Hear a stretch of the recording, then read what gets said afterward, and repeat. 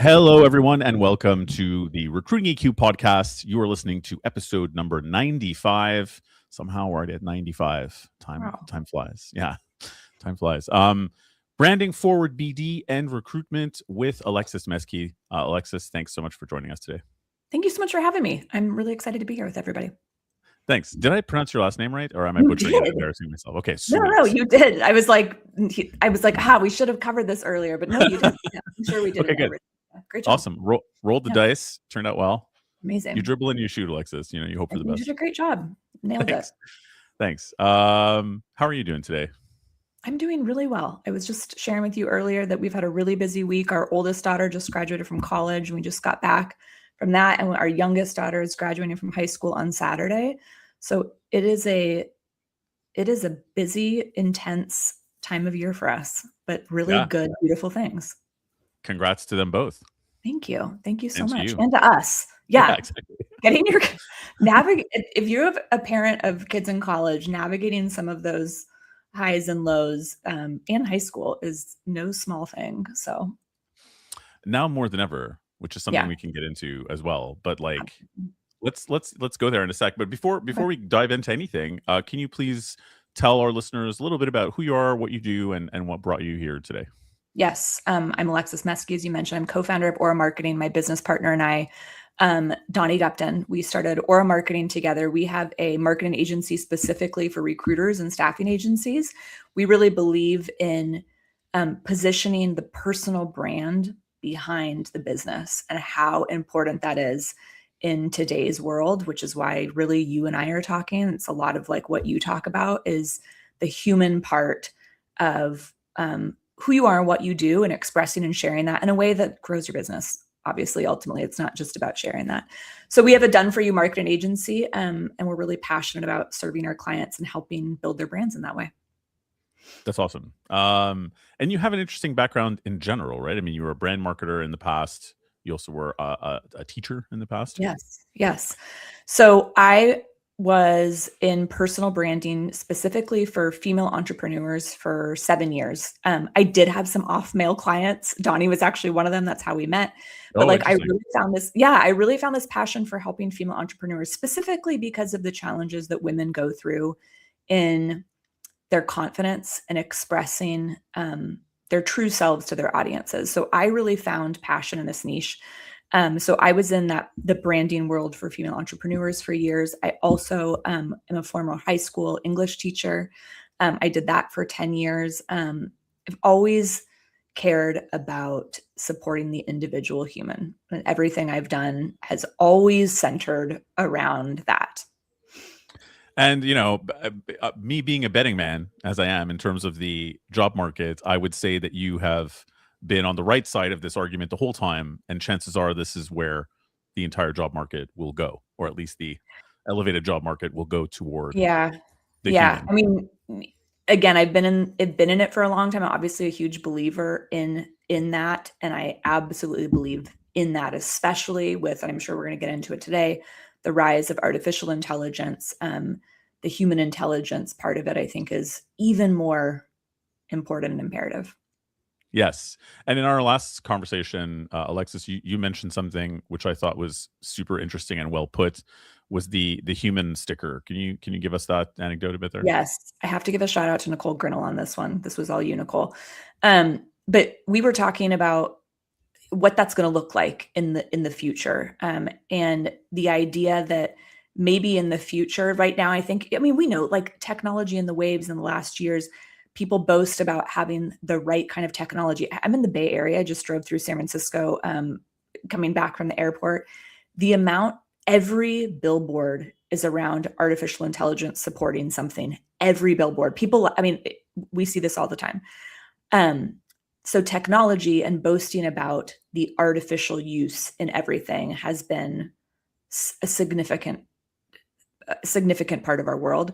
But the movement towards, and the idea that the human intelligence, the human sticker, like almost like an organic sticker, like the human sticker, going to be on things, and how that might become very, very significant. We already see it becoming significant in certain things, like knowing that like if you call this number, you're going to get an actual human. I would pay so much more for that right now. I mean, I'm always hitting 0 to get to the human anyways, but like knowing that is going to be, I think, leverage. So I think that's an awesome way to put it. The human sticker. It's something that the idea has come up on this podcast way back when we started doing it. A lot of people were just wildly theorizing. Right now, 3 years later, we're already well into AI implementations. But when ChatGPT was brand new, for example, and it was the only thing that people were really using for AI, there was a lot of like talk with recruiting agencies about where AI bots were going to go. And then eventually we had the test ones and all this kind of stuff. And there are a couple of agencies, I don't know if they're still doing it. I haven't spoken to them in over a year necessarily about this, but where they were going to start 2 lines of business. And it was going to be like, if I'm in a high volume, market, we can have AI do all the phone screens for you and you'll get something faster. Or the premium services, human beings can interview the candidates. It's your choice, Mr. Customer, which is, we're already there. Like, that's crazy. Yeah, that's such an interesting, that's so interesting they were trying that out. And yeah, that's exactly it. And I would pay for the human part in most circumstances. And I think that's interesting too, specifically with recruiters and agencies, is sometimes people feel the need to boast about using specific tools that they have. And like, it's so, I don't know when that's a flex. Like ultimately, I really don't. Like ultimately people want the best solution for their problems and to trust that somebody is overseeing that. And a lot of that comes down to how the human is handling it. Like we don't care about the tools you're using as much as like, how are you managing and handling that?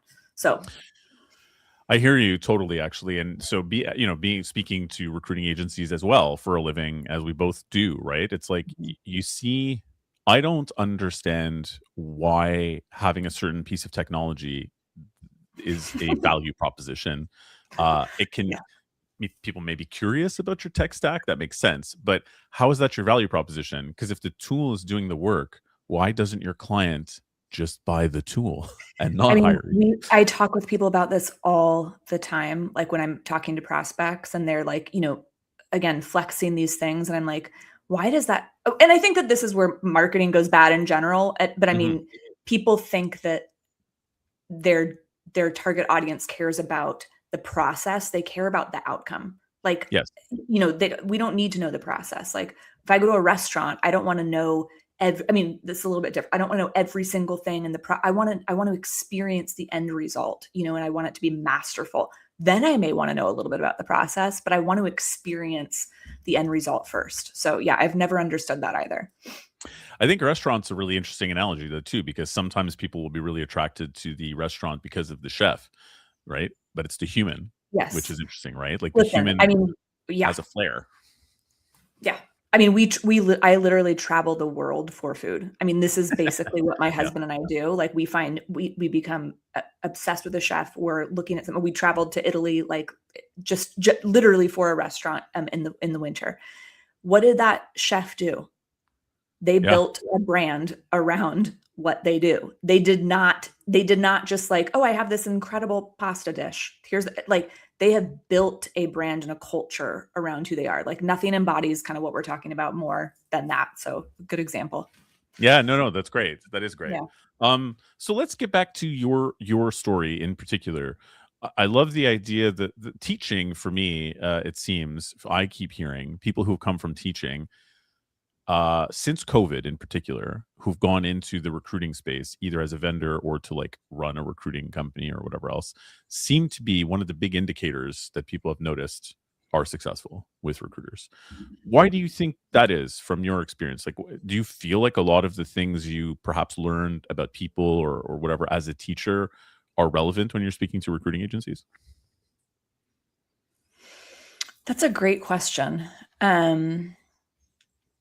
I think that one of the things with teaching specifically is you learn about multiple personalities and clientele. In teaching, it's very interesting. Like it's not, I have my admin that I have to answer to. I have to work with colleagues as teachers. I have to answer to parents and students. That is like the most massive range of clientele. Like, truly, like I cannot express to you like how hard that is to answer to everybody and attempt to make everybody happy. In addition to just educating. I mean, that's the business of like taking care of the human, and then there's like the content part of it. And I think that, that's probably what teaching really trains most people to do really well, is to serve multiple needs, multiple clients, dealing with, again, the product, the education, and the emotional intelligence and support of everybody. Yeah, you learn a lot. You really learn a lot. So that's awesome. And yes, insightful. And that's a good point that you raise about the different kinds of clientele, so to speak. It is kind of like being a 360, like full desk recruiter, right? Where you have to pitch a job to different kinds of candidates all the time. And you have the account manager maybe, or like your supervisor to deal with. And then you've got the client side of it and a lot of moving parts. Dealing with all those emotions too, right? Of like a candidate or a professional, like, I really respect the work that recruiters do in that way, like having to navigate the field of all the emotional things in addition to the logical, tactical things like compensation, all of the things. It's a lot to navigate. Yeah. Well, so how did that come to pass? You were mentioning that your business partner was a client of yours, but he was a one-off male client, which were in the minority in your client base. Yes. How did that come to be in the first place, and why did you guys decide to go to market this to recruiting companies? So Donnie had been working with recruiters for 7 years before I joined him at all. So Donnie's been working in the recruiting space forever. I was, again, working with a range of clients. He was one of my clients for doing branding work, and we just really hit it off in regards to how we worked together, the way our brains worked. And he was teaching recruiters and staffing agencies how to build their brands. So he was doing here's how you do it, and then supporting them. And he had this idea for a done for you, for the people that didn't want to learn how. They didn't want to spend months doing courses and implementing new things. And because we worked so well together, he kind of pitched me the idea. He's like, what if you take what you're doing with your branding and come here and we start this other sect where we do done for you for recruiters. And ultimately it was that easy. And we just work so well together. We partner with we pair different parts of our skills with our clients and our business. And at the time it was just such a no-brainer. And it really has been. It's been a joy. And I love taking work off of our clients' plates, like beyond just teaching them and supporting them. It's like, we really think of ourselves as fractional CMOs. Like, how can we really work for you in that way? And that's really what we do. We have an incredible team as well that does such amazing work. And it's a joy to work with them and use our team with our clients as well. Yeah, that's awesome. I believe you have an all-female team, or maybe that's on the thing. We do.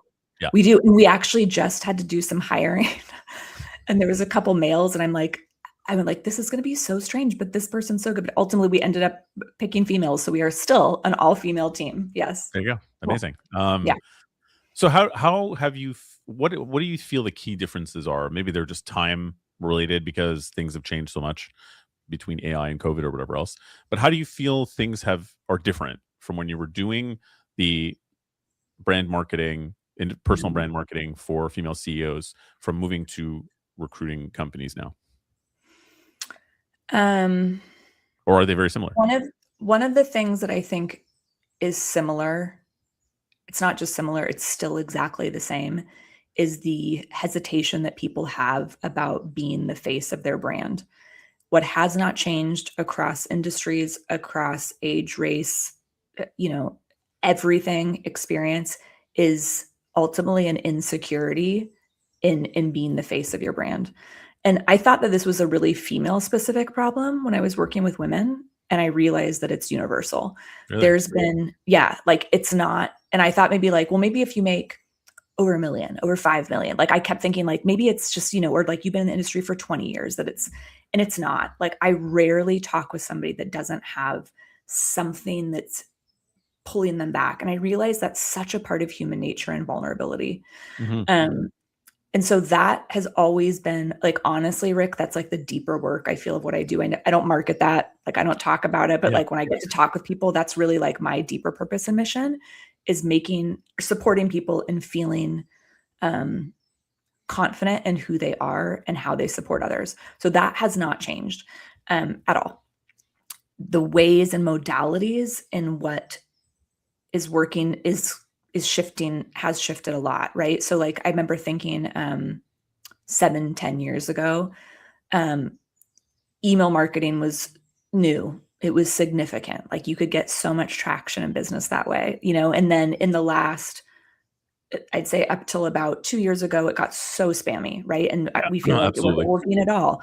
Now you kind of have to go back to some email. Like there's just constantly this flux of what works and what doesn't work, and like something that may feel outdated, but then it comes back in, and really having to pay attention to those kind of trends and how people are responding.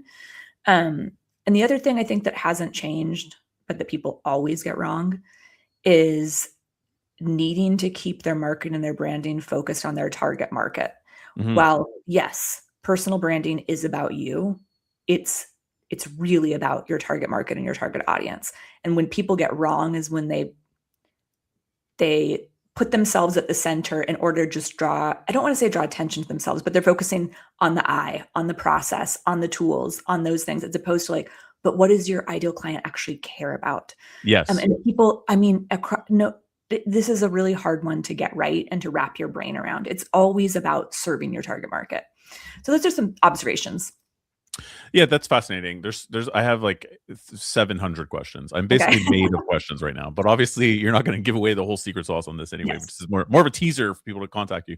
But Yeah. okay, so two things. One that I find very interesting before I forget it is one of my hobbies in life, because I'm a giant nerd apparently, was relational psychotherapy. I wanted to become a therapist. Wow. Okay. Yeah, I wanted to become a therapist at some point, and then COVID happened, and here we are. So there was this thing that came up in relational psychotherapy, which is called 1+1=3. And they borrowed that 1+1=3 idea from marketing design, from marketing design. And the idea is when you have two lines and a space between them, there's really three lines, right? The space looks like a line as well. So it's like when you're doing design, you don't realize that two things actually to the eye create three things. Something brand new is created, even though there's only two things meeting but not touching. And they use that idea to describe a relationship. So like when you have a relationship, there are two things that are bringing something to the table, but there's this third invisible thing that's created that is the relationship, and it consequently changes the whole picture. And I feel like that's what you're describing here, right? Like when you meet somebody, they may have a picture in their head of what they think their marketing is going to be, but you can see that they're really apprehensive about certain things. And by doing that deeper work to get them comfortable enough to share more of themselves and be vulnerable, they're different now. They want different things. So you're not going to get that with AI. AI is not going to change you. It can do what you want, but what you want can change through a business relationship, even like what you're describing. Absolutely. I mean, you said that so well. I mean, it's really about like when you're talking about why do people boast about the tools, because we think that that's the thing, Yeah. right? And really when we can kind of identify the gaps, and we of course we use a framework, and like we know what we're talking about in marketing and what works and all that kind of stuff, but For it's sure. still always designing it around the human and the experience. And that's what creates the unique positioning, the unique value proposition, the UVP, right? And figuring that out for each person. And that's not like, I just want to be very clear. I'm always hesitant when I talk about this. It's not about sharing everything about your life and like having Yes. LinkedIn be this, like, that is not at all what we're talking about. I mean, at all. But it's about human connection. I mean, one of the things, interestingly enough, in the recent algorithm report that came out like 3 weeks ago, it's a 200-page report. And the highest performing content, but the most underutilized subject content area was parenting. And like, we're not here on LinkedIn as professionals to talk about parenting all the time, but it found that almost everybody, the majority of people on LinkedIn are parents or have parents, right? So that's everybody. Fair. And so it's like one of the most common topics, and it gets people interested and engaged. And yet people think like, well, I would never. And I'm not saying, like me talking to you about my kids just graduated and my other one's graduating, right? Sharing Yes. parts that like build human connection with other humans, become that web in the network. And again, those are the things that build the sticking points and ultimately create your brand. Yeah, I think that's a really good point. And it is, I want to say, a fine line. I think it's a super It is. blurry, giant, amorphous gray area of God knows what, to Yeah. try to figure out what are the parts that you should share? What are the parts that are interesting? What are the parts that are too personal? How do you make, you know what I mean? Yeah. Oh, yeah. How do you navigate those things? And I'll throw something in there, because I feel like a lot of times what I hear from people is when they're doing personal branding, it's anecdotes about how great they are at their job. So it's very me in terms of what they're saying, but they think if I demonstrate that I'm successful, then Yeah. people will want to work with me. And I always feel that's a bit cringe, because I'm just kind of Mhm. like, why do I want to work with somebody who's so obsessed with how great they are at everything, like on a human level? You know what I mean? Yeah.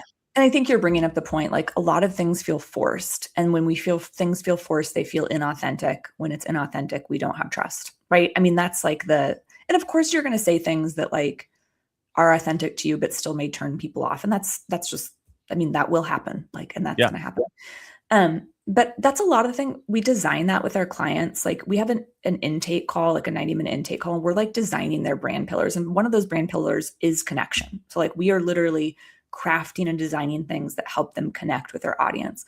And a lot of those things go back to origin stories and like at the root of who you are and why are you the way that you are. And a lot of times those things come to experiences and sometimes those things are really defining. Like I think about Donnie played football at University of Reno.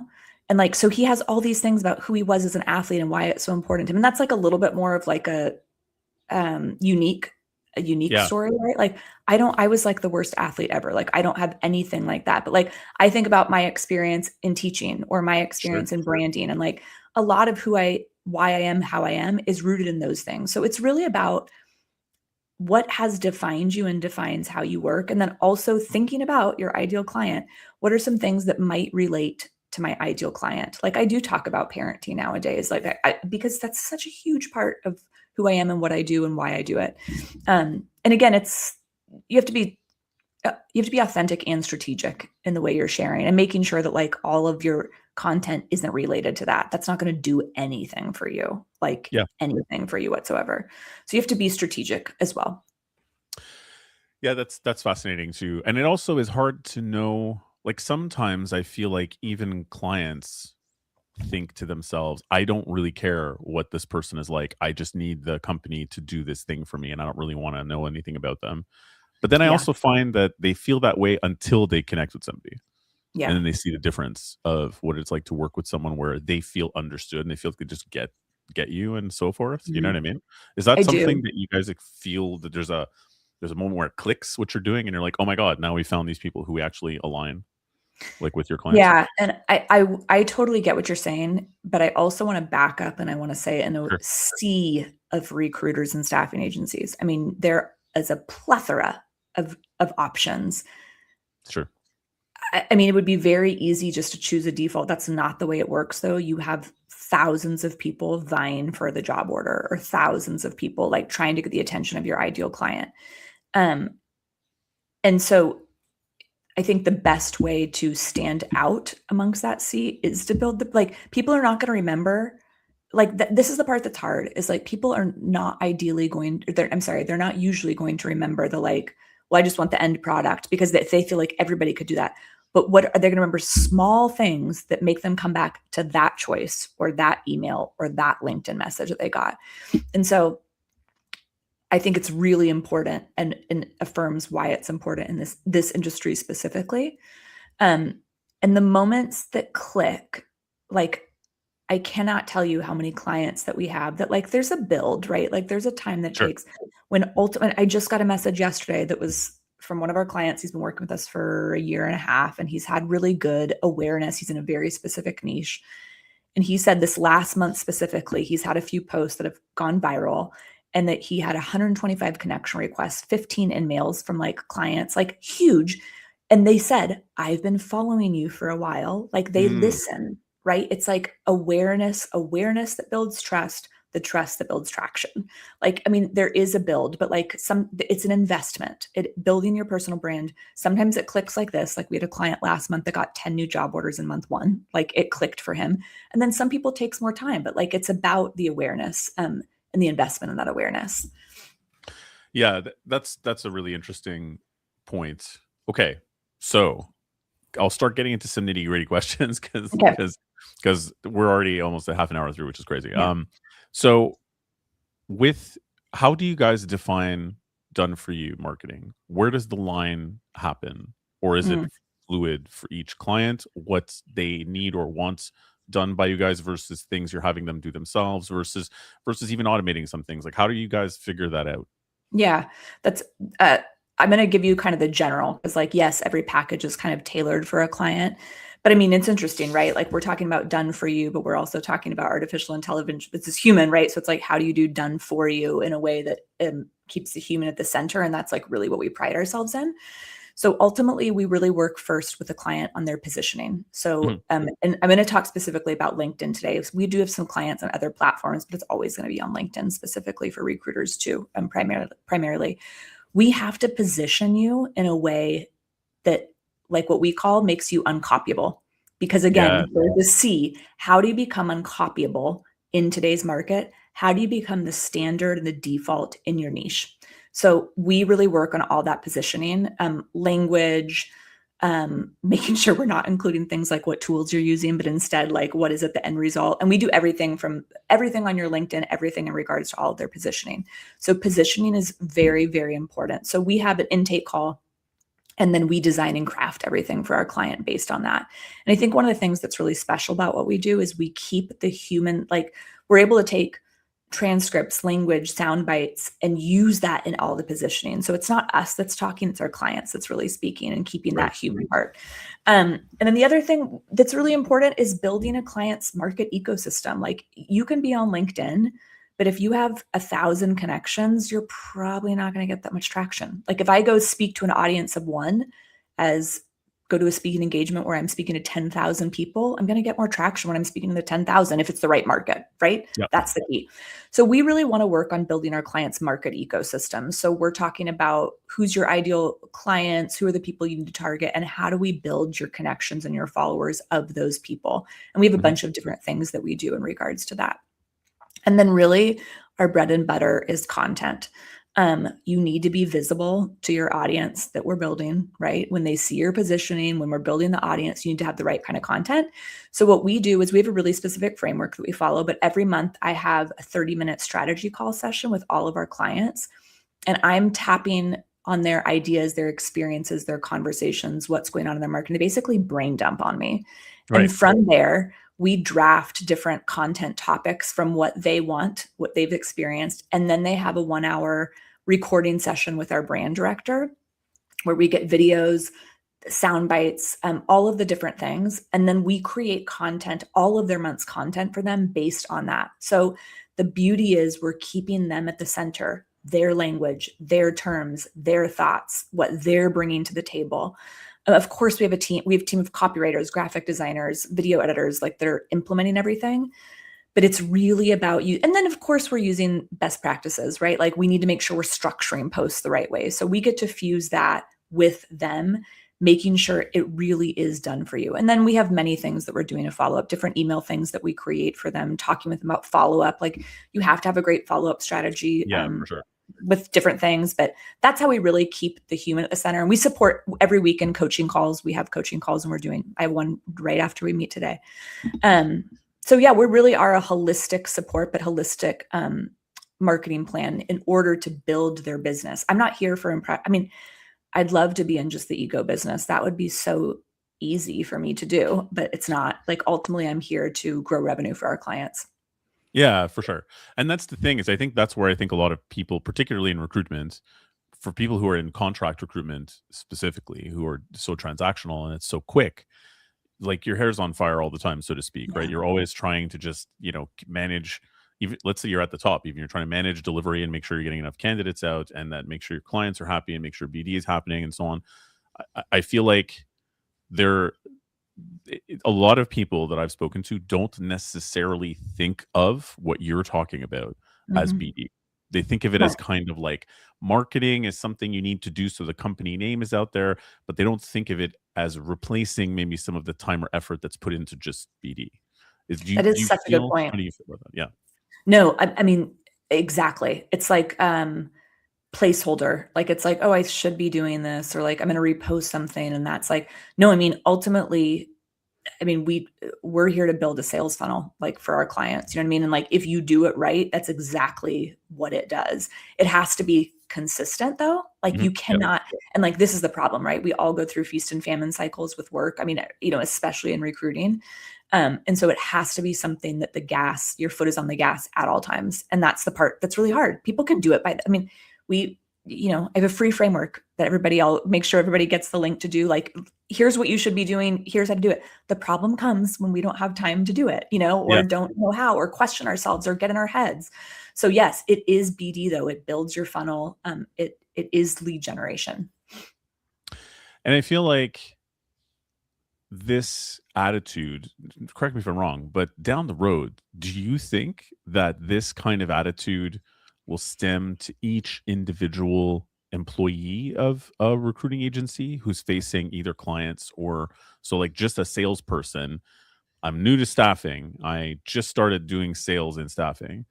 Do you feel like the future of this is that day one, it's going to be like, okay, here we go. We're going to start building the correct connections, and we're going to build your content and so on, so that you can amass, brand equity essentially for yourself, separate from the brand of the company? Do you feel like that's where this is going? Yeah. I mean, we work with teams that do that, and like, and it's, I think what's really challenging about it is you're dealing with a lot of complex human emotions, right? So it's like hard to convince somebody. Like, sometimes people really don't want to, or they're very private, or, you're dealing with a lot of the mixed things. But yes, that's absolutely the way that companies should be thinking. I mean, because you get so much more traction, visibility, momentum, positioning, ultimately sales, growth, stability, like all of the things. I mean, and everybody can do that differently. I mean, it's not about, this is the thing, it's not about everybody doing the same thing, but it's about being present, visible, and consistently so, in a way that does that, because it's not just about the human, especially in this situation, it's about the organization and company culture and visibility. Yep. It's very, very important. And forward-thinking teams are doing that. I mean, we have worked with clients that are doing that.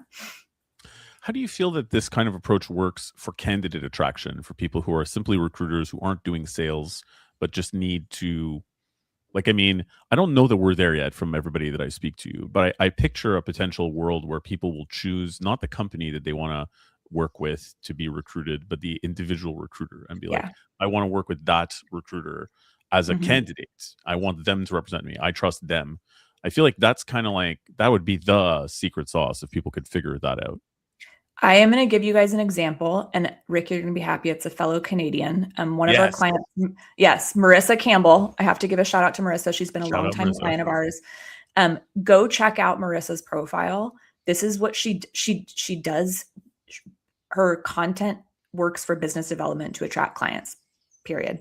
But she's highly selective about the candidates that she's engineering specifically, in specific parts of engineering in Canada. Her content does just that. She speaks to candidates. She has an opportunity. She has a join my network for candidates to do. And she's very selective as to who she has part of her network. Her network, I can't remember, I think it's 20,000-ish right now. And she's very selective as to who she accepts connection requests from. And she is the go-to in her niche. And she builds so much trust, and she speaks really well to her, to the professionals. You'll go see it. And she's also learned how to, I mean, especially when you're highly niche, there's a lot of nuances, I think, to that niche specifically. And she's so great at that. So yes, I mean, that's a prime example, Marissa Campbell, of that alone. But yeah, I mean, that's an incredible way to use your personal brand as well.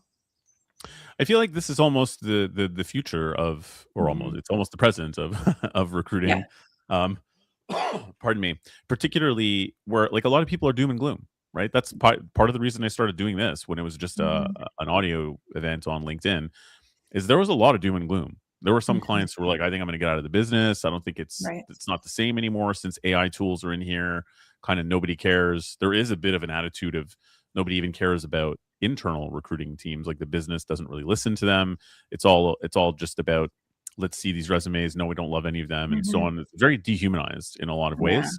But funnily enough, pendulum swing style, like you said, it feels like it's very possibly going to be commercially viable to pendulum swing super hard in the other direction. Do you feel like that's imminent, or is that still a few years away? How do you feel about that? I feel like that's imminent. I mean, I understand specifically in recruiting, there was such a flux in the market from COVID and like everybody wanting to do recruiting because of, I understand all of that. And I think it's also, I understand the discouragement, and I hear it a lot of times from like, I'm going to say old school recruiters that feel like, wait, now I have to do all these things. Like I've never Yeah. had to do that before. And I understand that. I mean, I'm just going to give a really quick example. My dad's a dentist, worked by himself, no receptionist, no like super like ridiculously old school, like no, just him. And he felt the same way after COVID. He's like, now I have to adapt all these health things. Like it's not for me anymore. And like, and so decided to retire. I mean, he was like 75. Like it's a, I mean, it was maybe time. So old. Like had his time anyways. And I really understand that. Like I deeply hear the challenges of like the tech, the like, wait, now I have to do this. But I really think that the thing that we support our clients in doing is still about what recruiters love about recruiting, which is the human part of it. Mm-hmm. And I think that that's like the really beautiful thing. And sometimes it's just a mindset shift of like, okay, I'm just doing that in a different way. I'm not going into offices anymore and taking people out to lunch in the same way and meeting people. And like, I'm not cold calling and having these conversations and I'm not saying you're not doing any of that. Sure. It's different.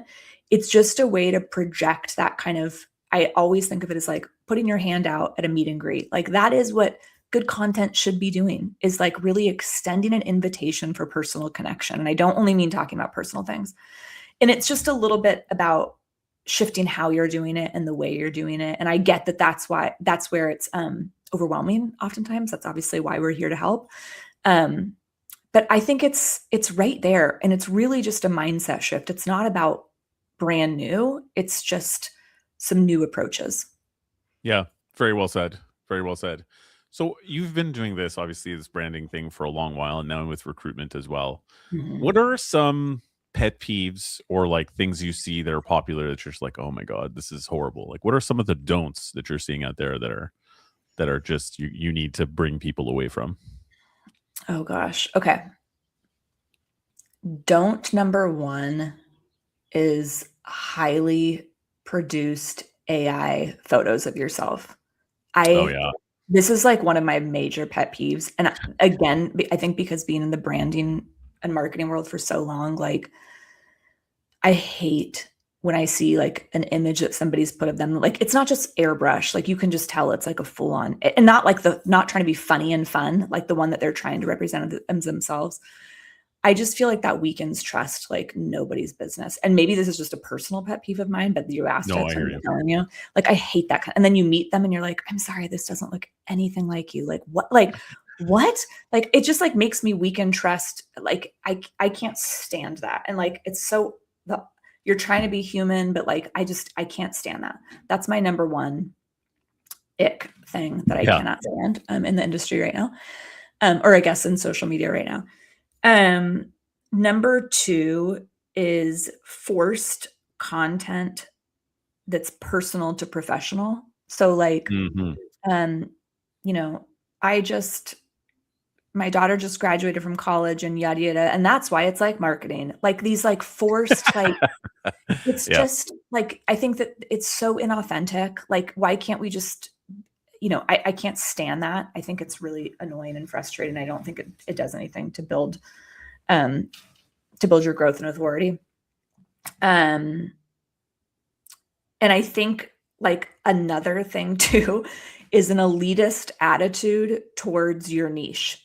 Like I talk with a lot of people that are like, no, you don't get it. Like my market, they will not respond to that type of thing. And I'm just like they were like, no, that's not going to work with. And I respect people's knowledge of their market, but they also don't understand marketing. And so it's interesting. It's a very, like a lot of times I have to educate a lot on like, no, on different things that like, no, this does work. This is human nature, Yeah. So those are my top three right now. I go on and on, but I will leave it there for you so I don't just continue to rant. No, I think that those are fantastic. And yeah, like I totally hear you on the my impression is that a lot of people deal with their market in recruitment from a sales perspective in a pretty safe way compared to when I used to work in tech sales. So I worked for a California tech sales company called PC Mall, Mac Mall, back when Steve Jobs was out of Apple for a brief period just before he came back and started the iPod. This is how old I am. I'm just dating myself now. So that was, and it was not my first job. I was working there for a few years.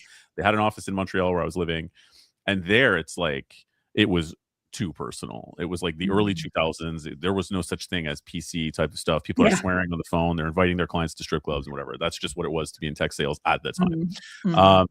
But whatever, it was just the whole thing.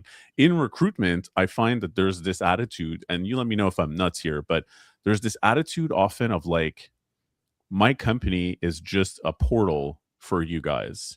The humans are not part of the value. It's not a value added experience.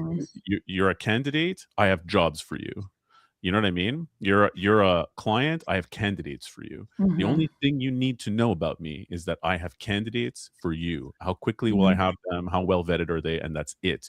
You don't need to know a damn thing about me. And the more we can keep me out of it, the better the relationship. Which feels weird to me coming from that other environment and coming from the music business like I was before, where it was the opposite almost. Like, who cares about work at all? Let's go get wasted, like let's go to the bar as clients and not talk about work and talk about sports and music and whatever. But do you feel that in recruitment, that they don't necessarily even see that, like, that there are a lot of people who don't see the human as being a value add to get that candidate, or vice versa, to get that job if they're a recruiter in the first place? That you're having to sort of bring them to a place where they feel like that's okay? Yeah. So I'll be really honest with you. I think that I've attracted an audience and attracted clients that really still care about the human experience, which is like but now that you're saying that, I'm like realizing how incredible that is, because I know that, like, I know that, and my clients and people I talk to talk about recruiting, and that, like, you wouldn't believe the people that, like, exactly like what you're saying. And I feel so fortunate that that's not my experience at all. Like, which is really cool. Like, that makes me so, really cool. like, I'm like, oh, that's so neat, because the clients that we have, the people that I talk to, people that obviously at some point want to get on the phone with me because they understand my brand and what we've done, like, really, really care about the human and the human experience a lot, which is, as you're affirming, rare. But of course, I understand that about the industry as a whole. It's just not who my people are, I guess. Yeah. Well, great and awesome. Yeah. I know. And then Yeah. It's making me very happy. Yeah, no, and good for you. Yeah. Because I do think that's where this is all going. I think that everybody needs to get on that train. The other question too is about something you had said about the elitism toward the market, like toward the people's market.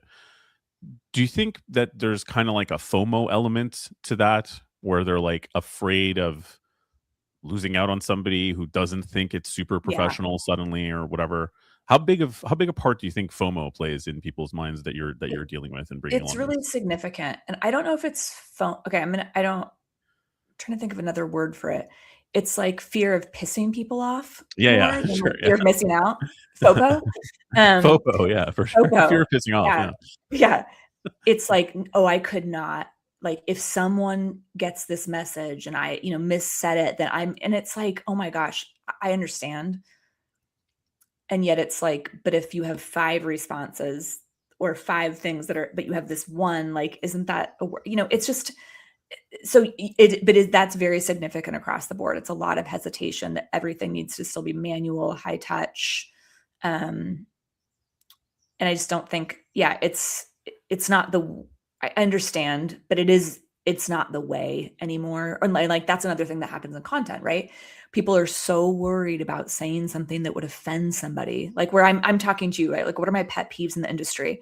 It would be very easy to be like, I don't want to upset anybody, so I'm just going to say that's true. Make sure that everybody's happy, because, like, then I don't want to piss someone off.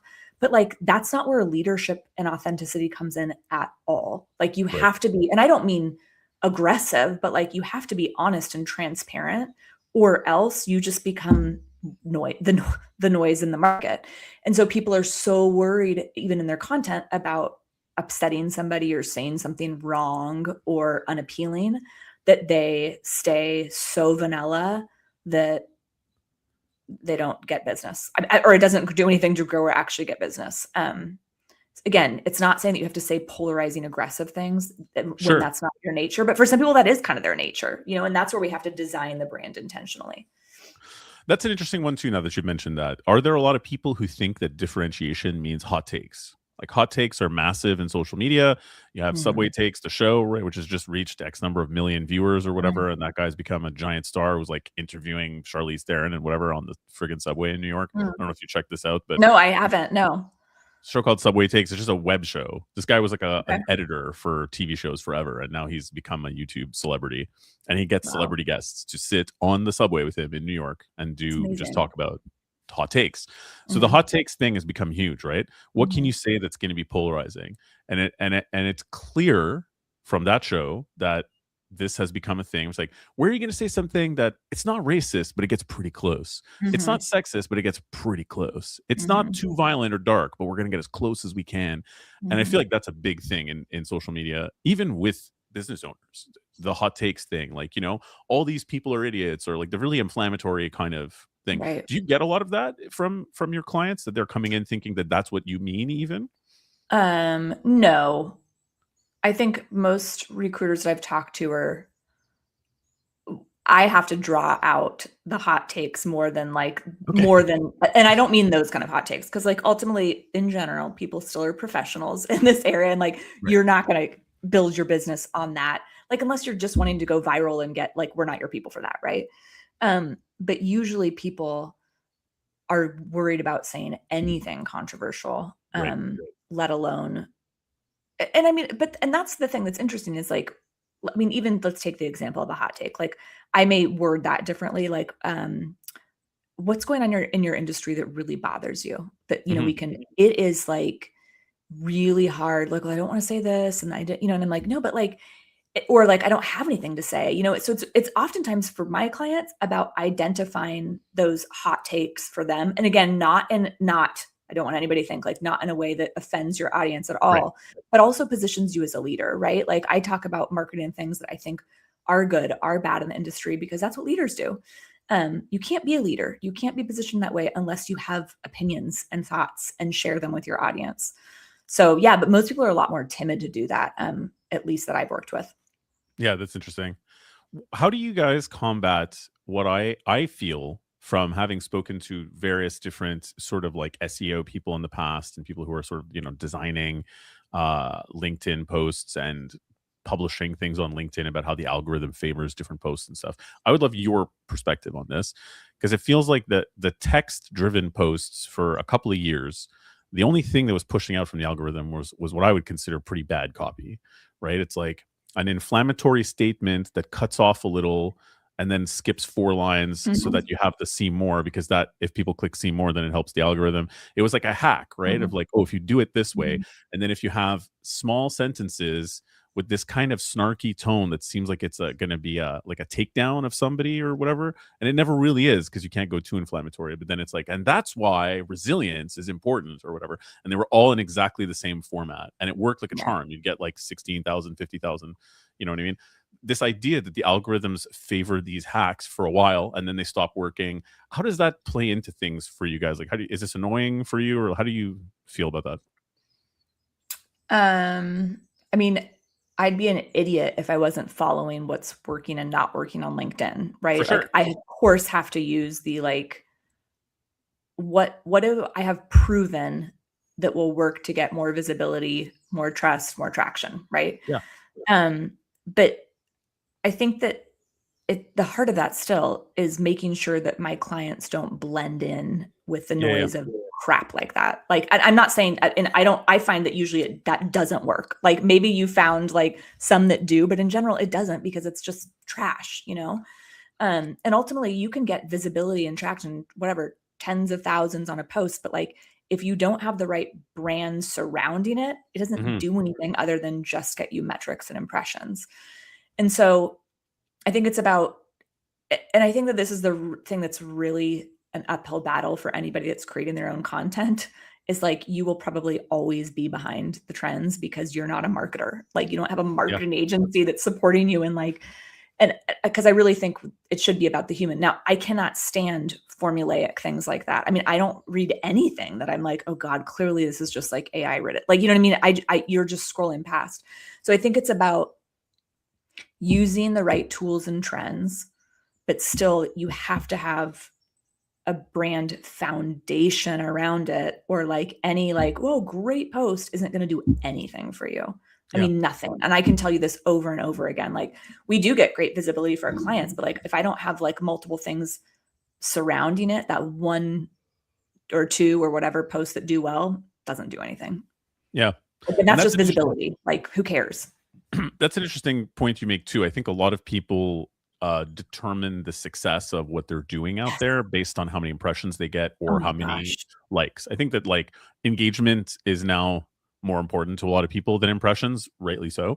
But I think anyway, unless you don't think maybe I'm nuts, right? But how do you feel about that? Is that an attitude you feel you have to combat with people as well, that it's not just about impressions? And yeah, I mean, this is, so yes, we have to combat it, which is why every month for our clients, we run an analytics report, and then we put together what we call a growth report.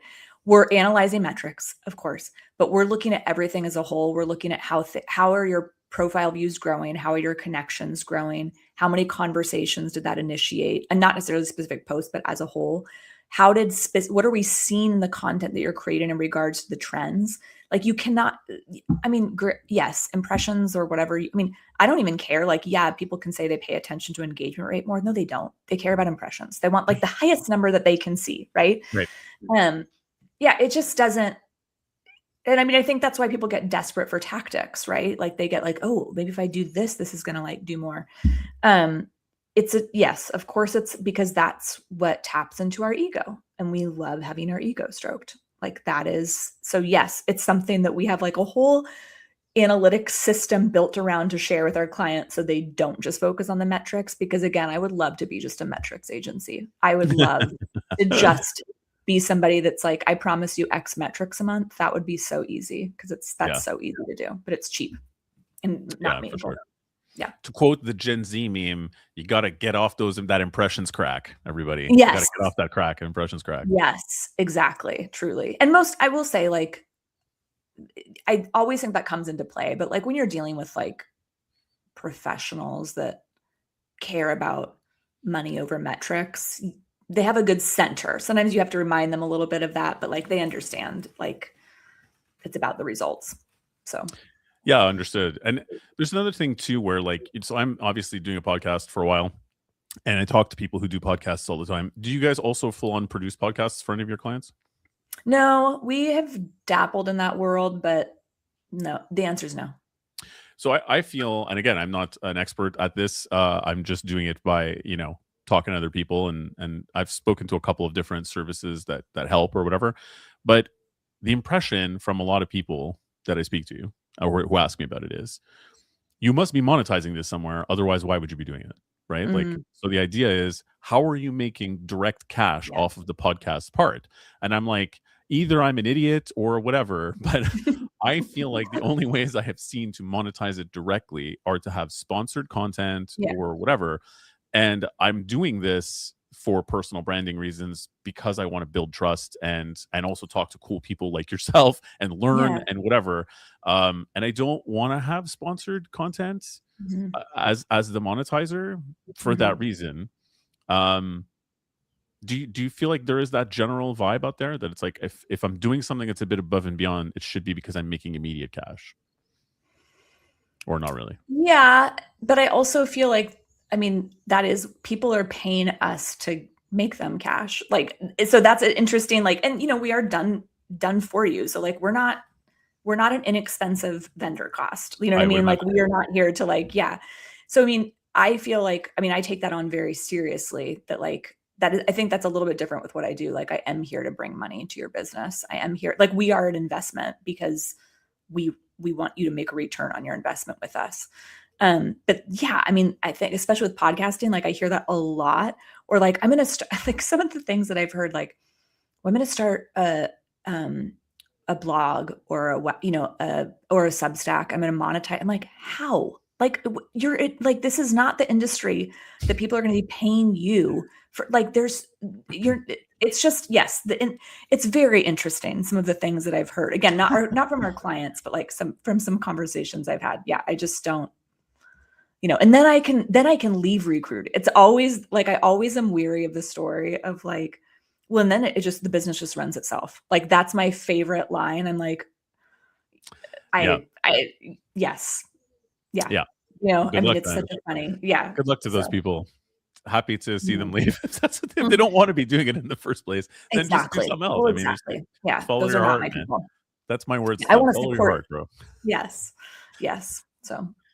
But yes, that's a good point. And so I have heard this thing that's come up, that LLM model being the way that most people search and most search works nowadays, that traditional SEO kind of approaches to content, where it's SEO optimized. So this way people will find these keywords when they're looking for blah on Google or whatever. Now that it's LLM, it actually is more about an overarching, a summary of many sentences and favors deep detail. So there's actually this weird advice that's been popping up lately of, make sure you have blog posts that you yourself think would be incredibly dull, but that go into unbelievable minutia, because it'll make your website easier to find by LLM searches. And then I'm like, chances are in recruiting, people are going to use AI to write those for them, right? Because they aren't whatever. So let me get this straight. You need AI to write the content so other AI can find it. This is what we're talking about. Like, how do you feel about that? Is that just a fad? Yeah, no, I will say, like, we don't do SEO. Like, we're not at all in web specialties. I understand SEO well, but I think it's one of those things that has been unimportant, or not as important, let me say that, in the last years of content. But it's really just an interesting, it's just, honestly, when we talk about this is the thing where I'm like, no wonder business owners are overwhelmed, right? Like, it's like, that's because it completely lacks authenticity. Like, there's nothing like, and yet our attention span as humans is decreasing so rapidly. Nobody's actually going to consume that.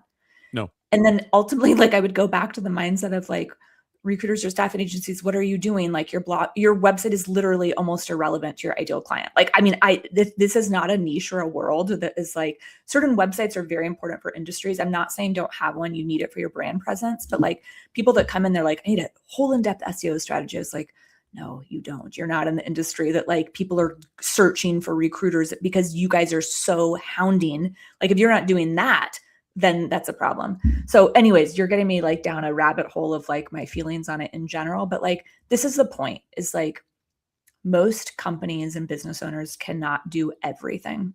It is just not possible to do everything.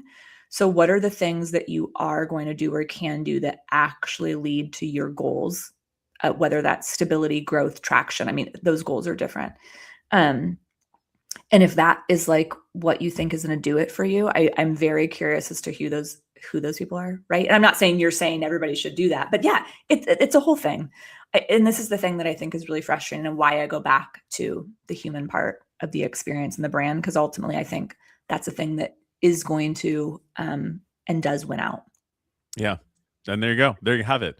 This is why the human wins in our version. It's not going to be the Terminator in 5 years or whatever. Not us. Yeah. And please, I just want to make sure that I'm saying to your audience, you should have tools. You should have strategies. You should have things that you're using and updating. You cannot stay behind the trend, but keeping the human at the front of that and having that back end support is really the sweet spot.